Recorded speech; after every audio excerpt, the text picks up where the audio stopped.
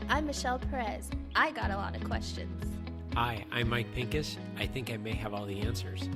Welcome to the Mike Pincus Fitness Podcast. This episode of the Mike Pincus Fitness Podcast is brought to you by RX Fitness Equipment, rxfitnessequipment.com, that is. And let's see, what have we not said about this place that hopefully by now you guys are kind of getting the picture of who they are, what they are. They have everything. But I want to talk a little bit more about what sets them apart. I mentioned it in another episode here, but it's really the customer service. You know, the equipment is great. Obviously, he's got the best of the best line of equipment that anyone can find. But really what sets him apart over everyone else is the customer service. Meaning from the moment you walk in the store, how you're greeted, how you feel. It's not like, oh gosh, that guy's going to come over and walk over and talk to me and I'm going to feel like I have to buy something. Nothing like that. It's going to be a quick introduction. If you have any questions, my name is Tim and I'll be sitting over here.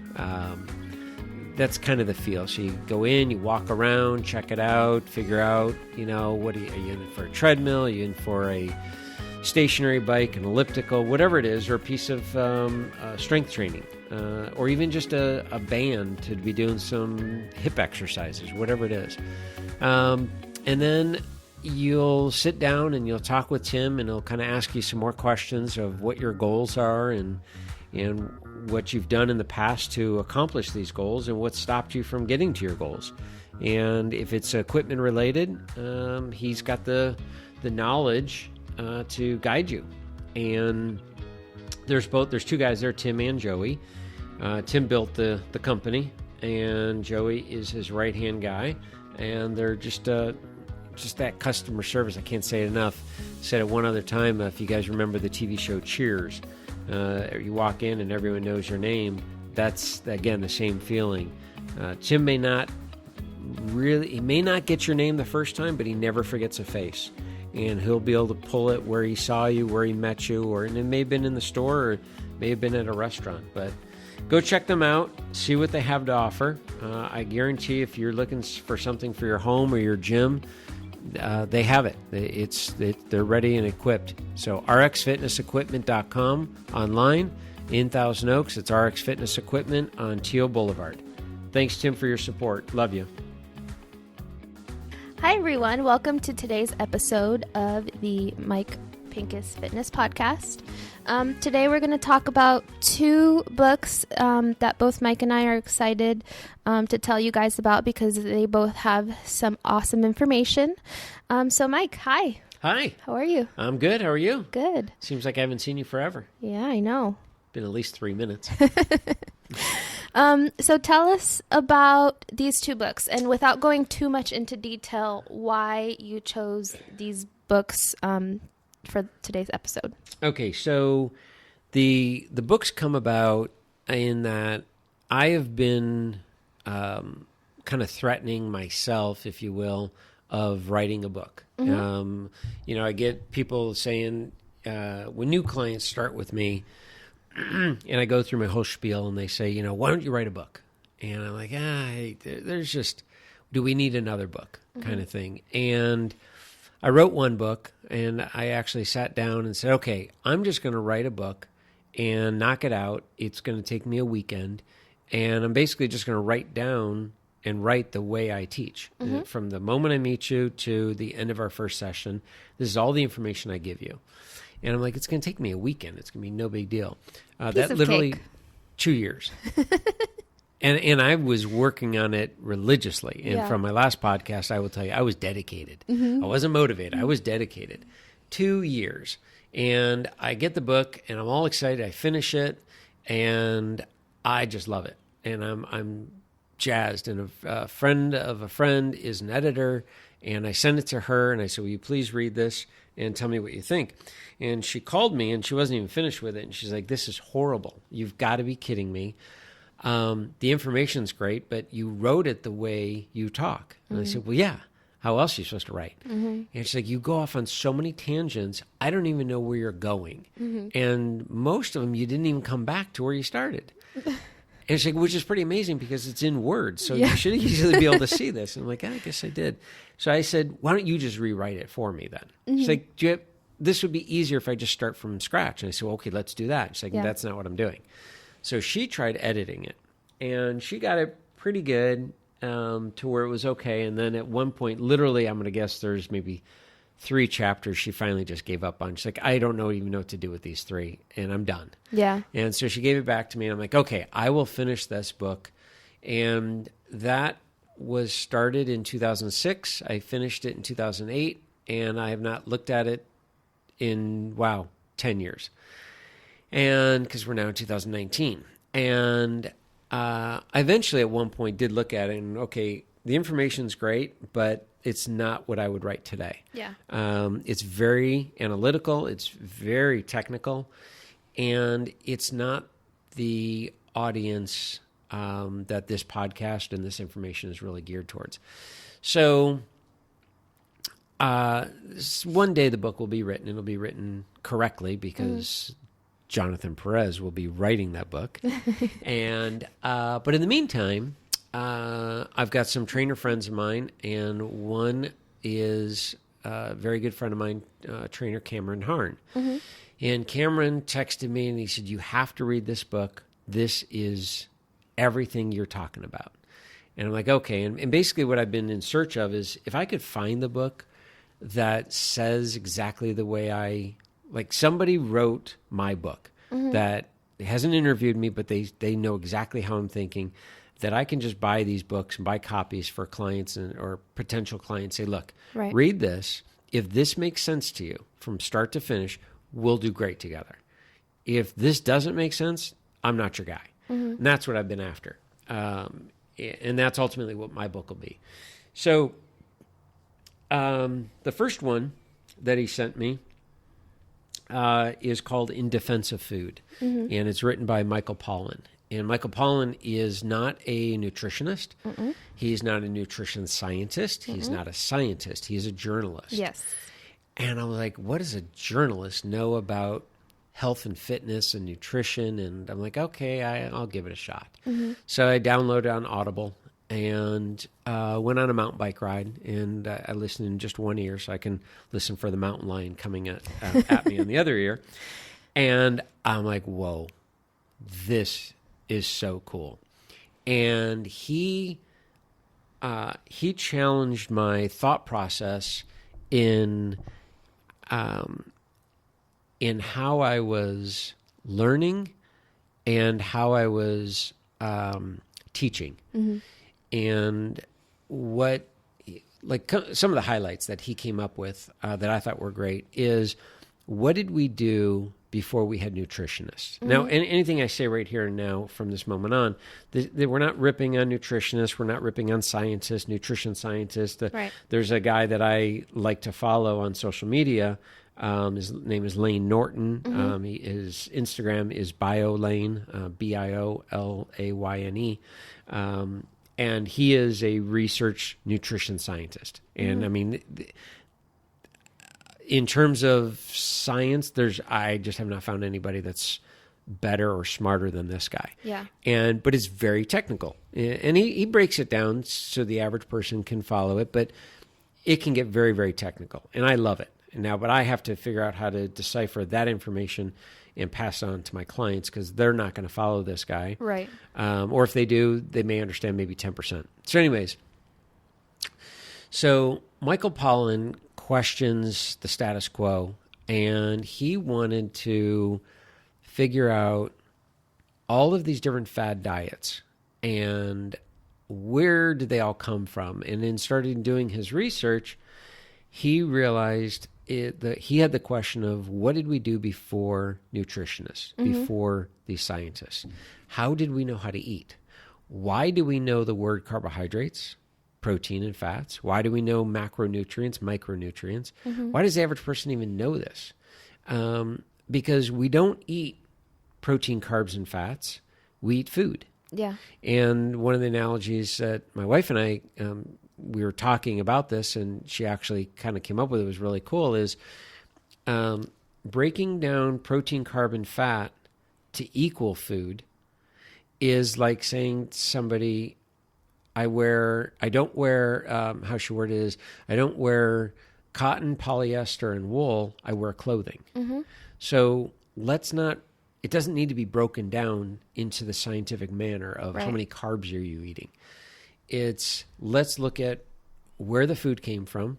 What was the food like back in our ancestors? And these are questions that he brings up is the food that you're eating today, if your ancestors wouldn't know what it is, it's not food. Yeah. You can't suddenly create an apple. An apple's an apple. Yeah. You look at an apple, and what are the ingredients of an apple? It's an apple, a banana. Okay.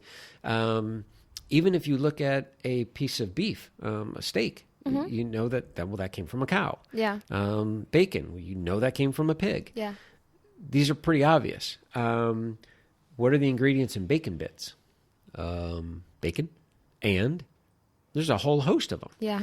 So he goes through and really breaks it down, and I think in a very easy way to follow. For sure. Part of the book does get a little technical, more so than I would have wanted for the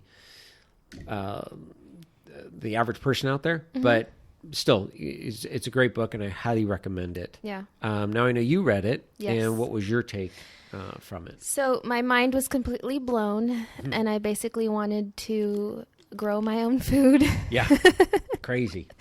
And not eat at any restaurants or buy groceries or things like that.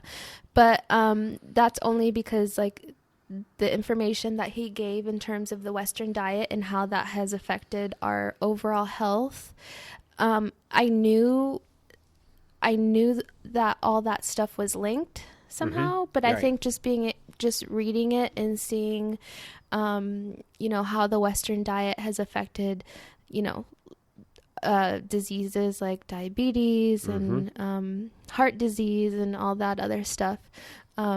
It was really eye-opening and made me want to be more aware of what I ate, but more aware without being complicated. Because while he talks about the negative impacts of the Western diet, he doesn't give you like a complicated formula like, you need to eat protein, carbs, all exactly.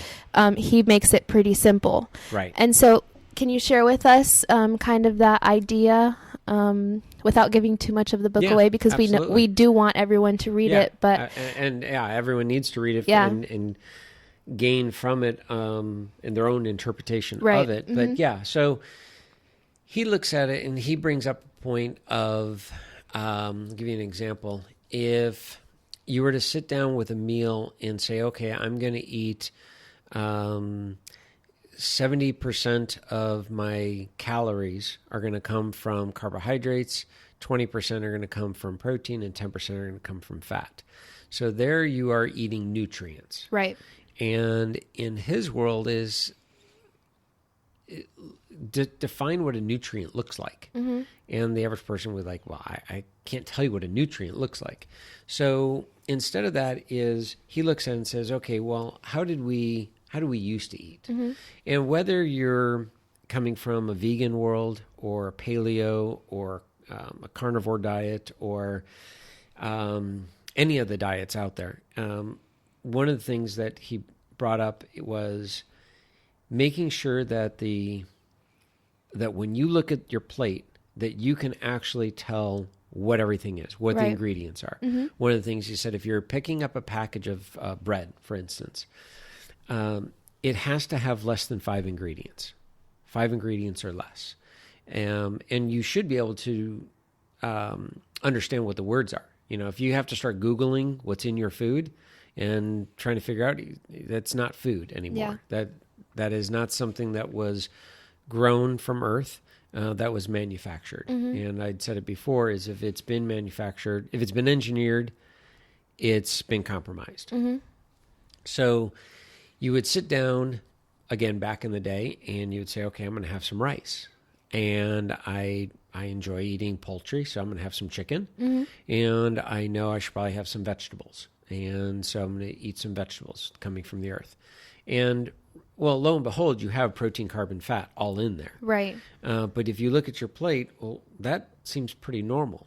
I have some chicken, I have some rice, I have some vegetables. Okay, if I don't want rice, I'm going to put in some potatoes. I'm going to grab two things from the earth that are grown, and then I'm going to put in some type of, if I eat animal protein, I said the word protein, but yeah, I'm going to eat either, a fish or chicken or turkey or lamb or bacon or steak or whatever it may be. Yeah. But I can absolutely say what it is.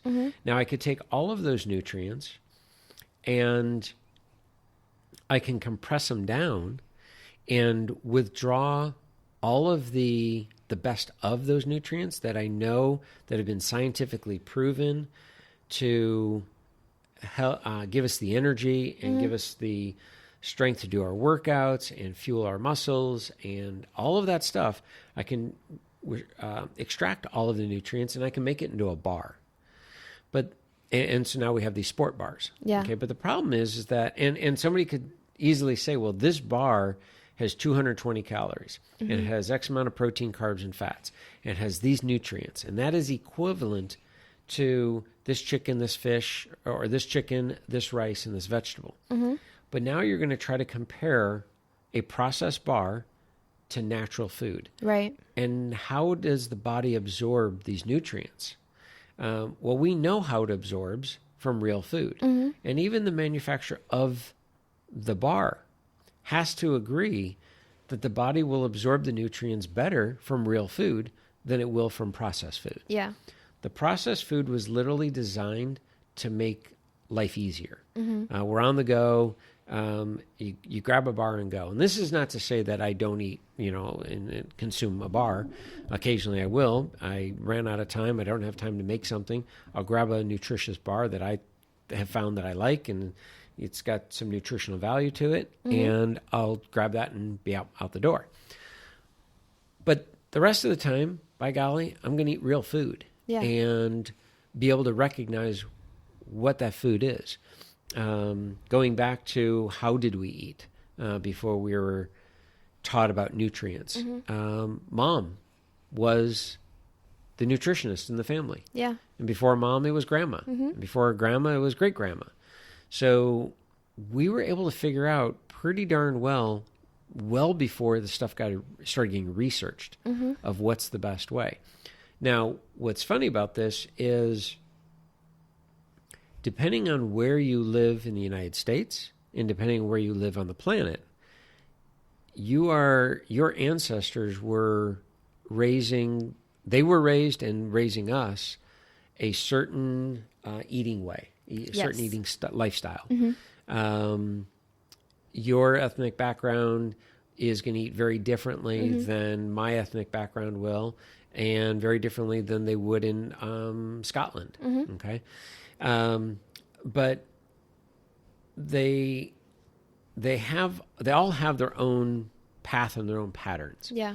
But they all have in common is they all ate real food.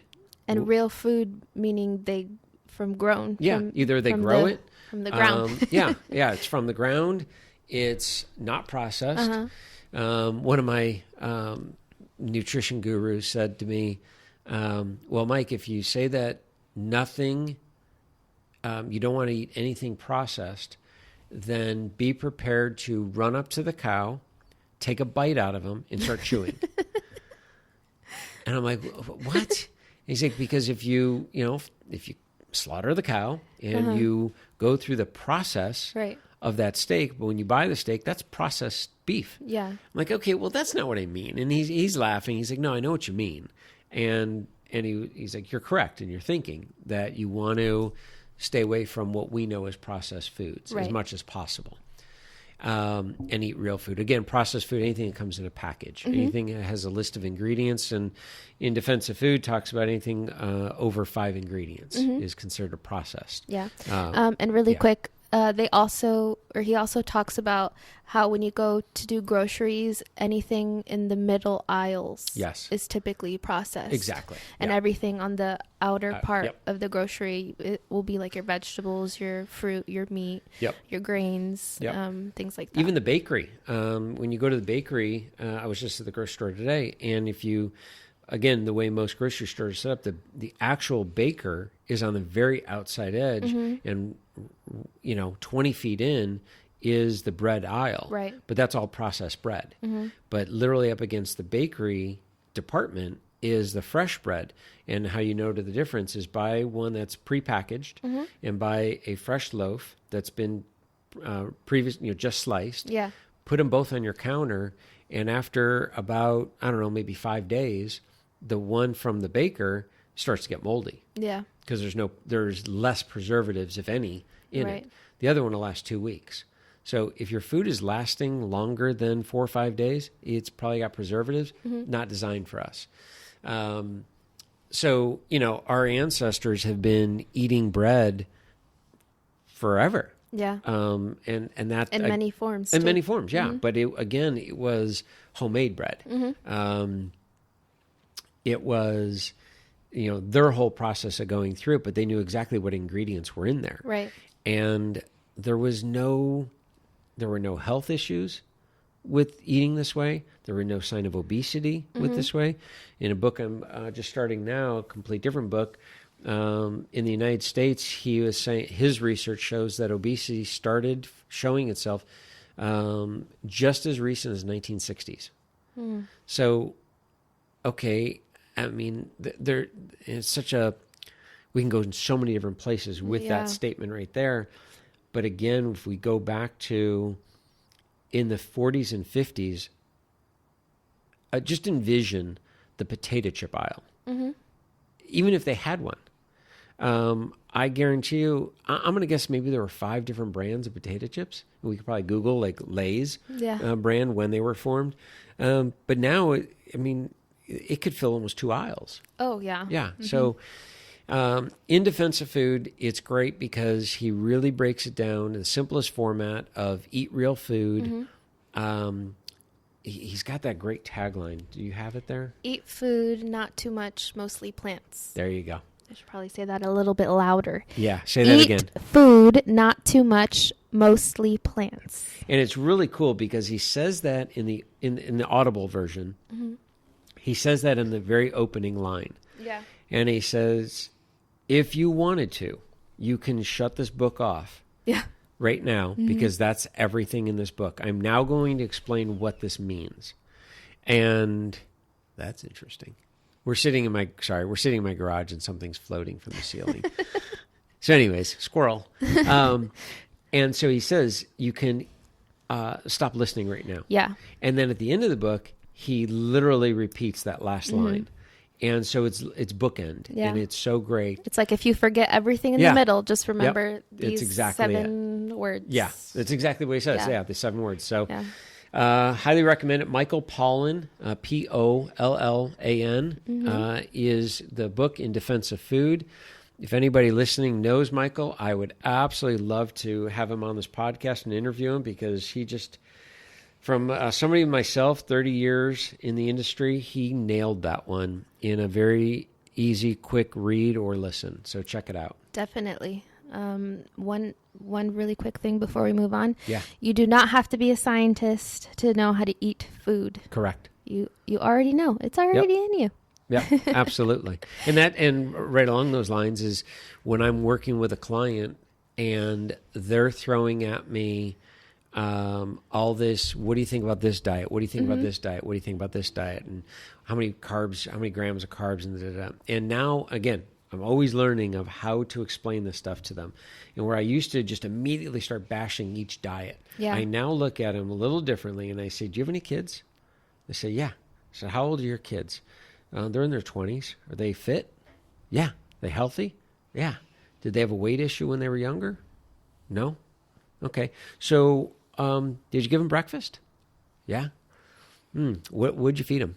Did you go to fast food? No, we rarely went to fast food. So what was breakfast? And they don't tell me protein, carbs, and fats. Right. I made sure that they had a bowl of cereal. Oh, Lucky Charms, anything? No, gosh, no.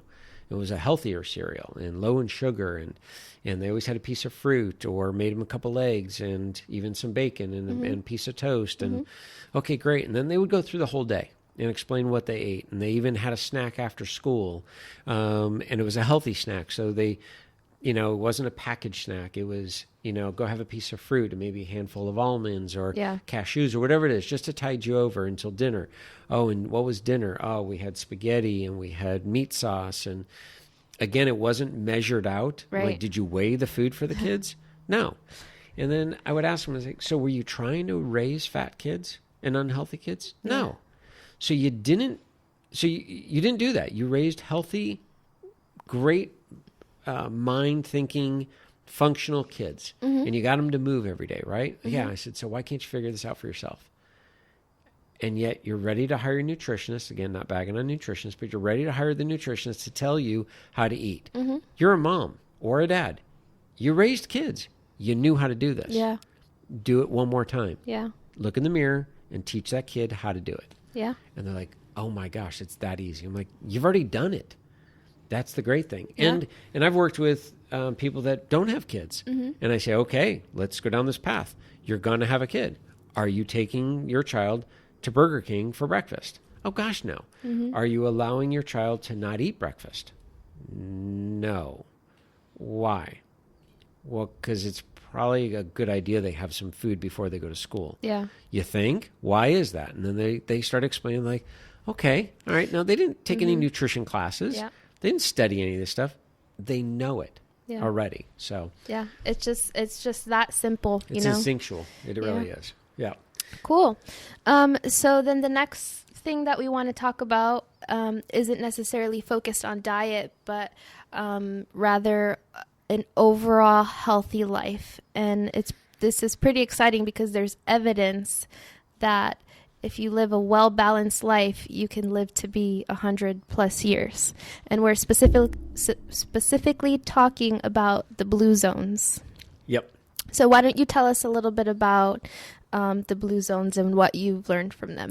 So I, and this is more recent, I've known of the blue zones, and I didn't know the author's name. His name is Dan Buettner. Excuse me. But I knew of the idea of the blue zones. I never researched it. And the end of 2018, I was at a local grocery store, Sprouts, and it's just standing in line, and I had bought some fruit or whatever it was that I was getting there.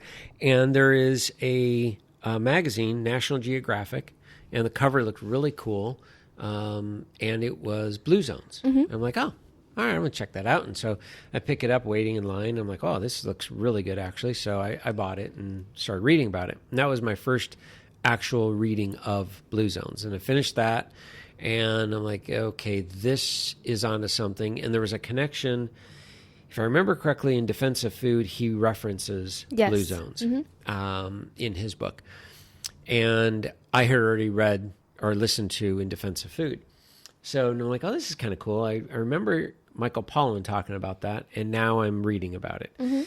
And so I finished the magazine. It was a pretty good-sized magazine. It was all dedicated, National Geographic, to the 5 blue zones and the Power 9 that they talk about, which we'll cover here in a second.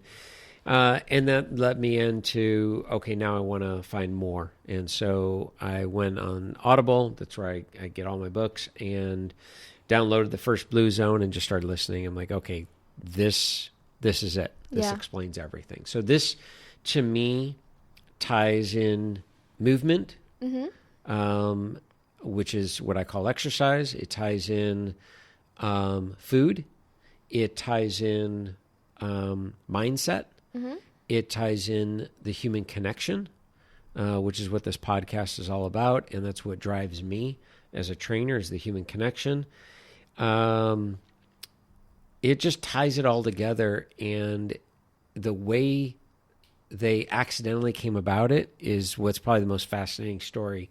So without trying to, hopefully I don't butcher this too much, but Michael Buettner was hired, if I remember correctly, in 2005 by National Geographic to go around, and they wanted to know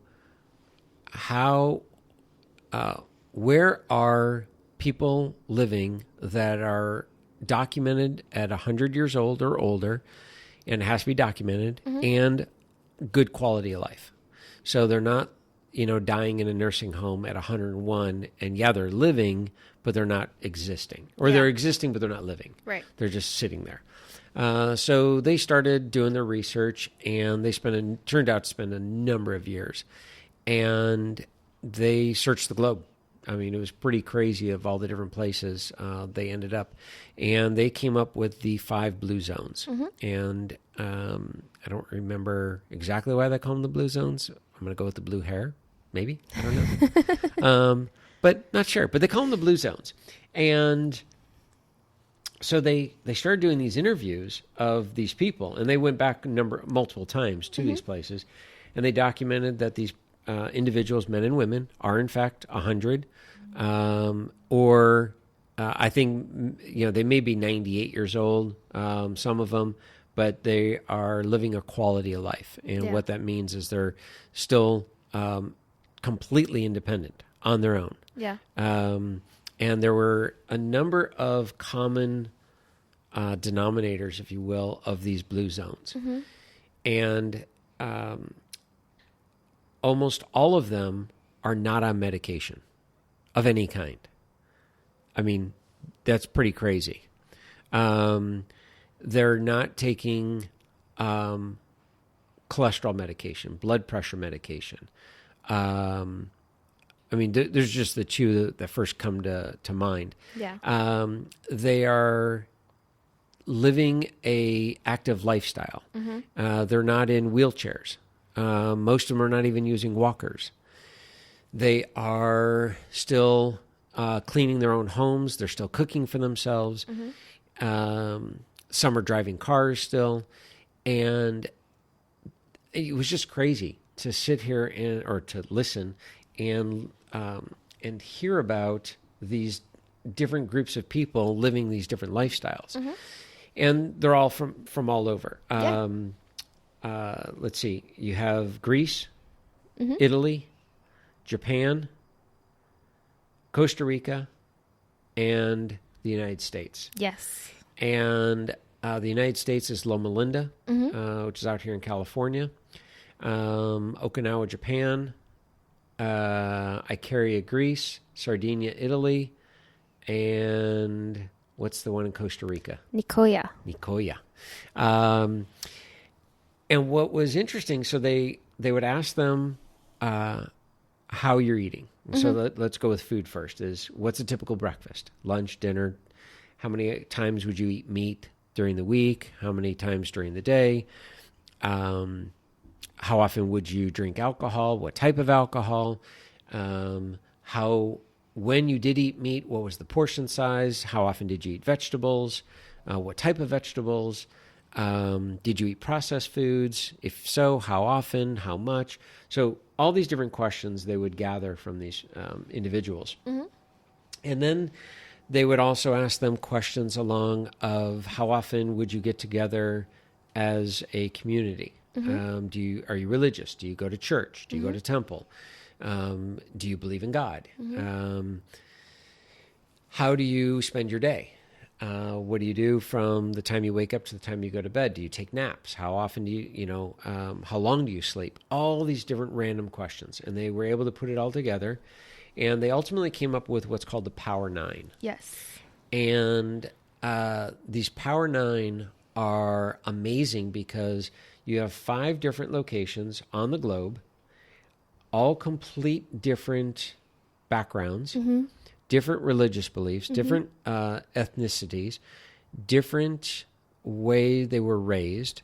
And yet there's 9 of them that are the common thread to these blue zones to live a meaningful, healthy life to 100 and beyond. Yeah. So let's talk about the Power 9. So do you want to kind of just say all of them, or do you want to say your favorite and then say the rest? Well, let's just say rattle off all of them. Okay.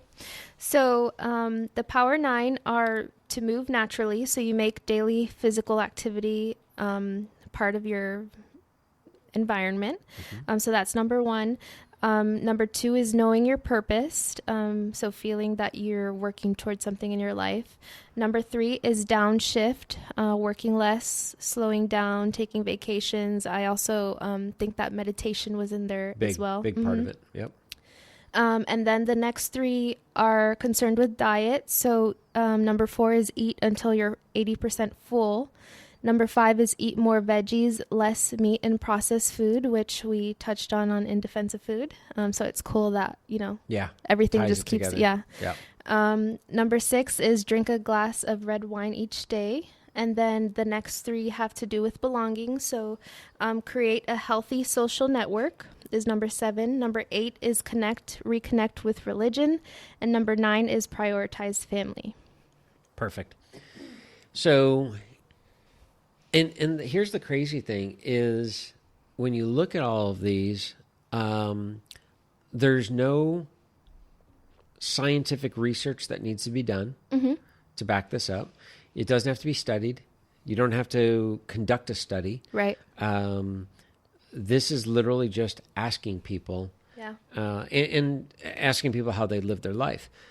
Some in the science world, I already know, will question this Power 9 and question the blue zones because they come from a scientific background, and they will say, well, how was the study done? Was it a controlled environment? And I've read a lot of papers, and people have asked me, would you read this? And I always ask, well, how was the study done? How was it performed? Who's funding it? And da-da-da-da. And a lot of times in this format of the finding the blue zones, it's an interview process. Yeah. And in the science world, it's immediately thrown out because this is just a questionnaire. Right. And people will say whatever they want to say. And they won't tell you the truth, or they don't remember. Sometimes they're telling you the truth. They just don't remember of how often did I eat red meat or things like that. But when they interviewed as many people as they did, and then they not only interviewed the centurions that are 100 or over, but then they interviewed their friends and then their family. And you're hearing the same thing over and over again. And they're not saying, hey, he told us he did this. Can you confirm with that? Right. It was, okay, your friend is 101 years old. Can you tell me how he lived his life? Well, I don't know exactly what he did behind closed doors. I can't tell you what he ate, except we had lunch together every day. And at 5 o'clock, we'd always have a glass of wine. Okay, there's 2 of them. But I would see him at church every Sunday. And we would play cards every Wednesday night. Okay, there's 2 more. And he stopped working all those crazy hours when he turned 70, but he still works. So they just started able to gather all this information by just interviewing and asking people these, tell us about what's going on in this environment. So my favorite, hearing these Power 9, and you can Google them, go to Blue Zone Power 9. You can see the charts that we're talking about very easily. Everyone will probably automatically understand. My first one is Move Naturally. Yeah. By hands down. Yeah. Lisa, my wife Lisa, always laughs at me when I say that I'm not only going to live to 100, but I plan on going to 120. I have no idea why that number. I guarantee I'll be riding a bicycle at 100. There's no question about that in my mind. And she's like, but everyone around you is going to be gone. I'm like, so what? There's going to be younger people. I'll connect with them. What do I care? And for me, it's all comes down to the movement and in particular, Move Naturally. So these individuals in the blue zones, they did not belong to a gym. I don't even know if there was a gym. I would have to say probably of all the zones, Loma Linda is probably the only one that actually has a gym nearby. Right. But I can't guarantee that they were actually working out. But they all work in the fields, meaning they're gardening, they're tending to their own garden. They are washing, some are actually literally washing their own clothes the old-fashioned way, not using washing machines. They are walking into town. One of them, I remember, was still I think it was Sardinia, Italy, was climbing this massive steep hill to still herd the goats and bring them to different sections. Wow. And the goats would literally cut the grass the old-fashioned way, and they would use the goats to be able to keep the grass trim. And that's what they were still doing. I mean, and we're talking like this is still going on today. Yeah. This is not what it used to be 50 years ago. Right.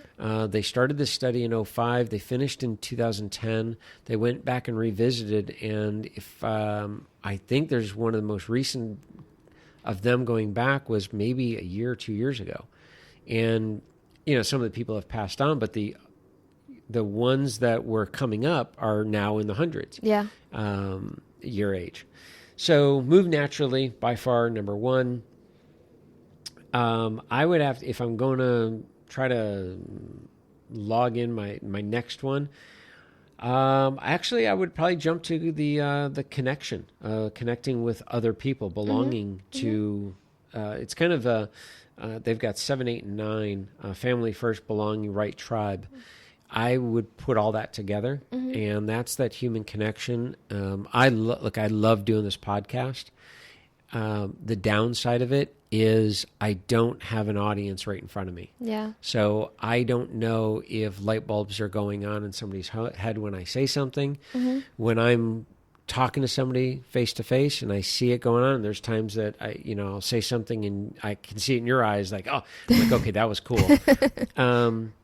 That to me is probably one of the most important things that I do. Yeah. Is I get to still train my clients, and it's that human connection with my clients. And ultimately one day this will be in front of a live audience, and a very massive, large live audience, to be able to connect with them. Yeah. So I think that's extremely important. Yeah. What's your favorites? My If you had to pick. My favorite would definitely be under, and we're looking at like a triangle that groups them all into separate categories. So mine, it's actually Blue Zone Triangle. Yes. You can pull up. So mine is actually right outlook. So knowing your purpose and downshift. Okay. Because I feel like personally, when I'm purpose focused, like I know what it is that I'm pursuing in my life, it kind of trickles down to everything else. So if I'm pursuing my purpose, then I'm able to feel good, then I can move, then I can eat healthy, all then I'm better able to connect with others. And then definitely the downshift, because I love me some good old relaxation and my me time. As an introvert, I'm super introvert. I can be a little bit extrovert when needed. I thrive on that alone time, with my thoughts. I like to journal. I like to process things. I like to relax. My husband and I are professional relaxers. We like to sit around on the couch and That's just chill. That's an awesome one. Side plank, Yeah. couch plank. Or, take a walk on the beach. Yep. Just have some downtime away from the craziness of life. I think it definitely helps put things into perspective and gives you like a renewed spirit to be able to move forward. Yeah. And I would agree with that. And I think, like, I look at my clients, all of them are type A personality, and they're all driven individuals. And it's how they've gotten to where they are today. And they work extremely hard in their professions, in their from the time their eyes open up to the time their head hits the pillow, they are full gas. Yeah. And in whatever it is that they're trying to, I mean, they vacation hard. They really have worked it. And I don't know if it's an American culture or not. I know in Europe that for instance, the month of August is holiday, and a lot of businesses shut down. And it would never, ever happen here in the United States to shut down for a month and go on holiday. I mean, we wouldn't even know what to do. Yeah. But I swear, reading the Blue Zone and diving deeper into this stuff, I've been trying harder and harder to adhere. If my goal is to be over 100, I better start living a lot of this. And for the most part, I would have to say of the Power 9, I probably am dialed into, I'm going to honestly say 6 or 7 of them already. I don't drink enough wine. I need to start that. That'd be an interesting one. Maybe we'll do a podcast with drinking wine. I don't know about that. Yeah. But I'm not a fan of the taste. I'll have like a kombucha. No, that's got floaties. Yeah, it's like probiotics. Oh, I can't do that stuff. No floaties in my drinks. But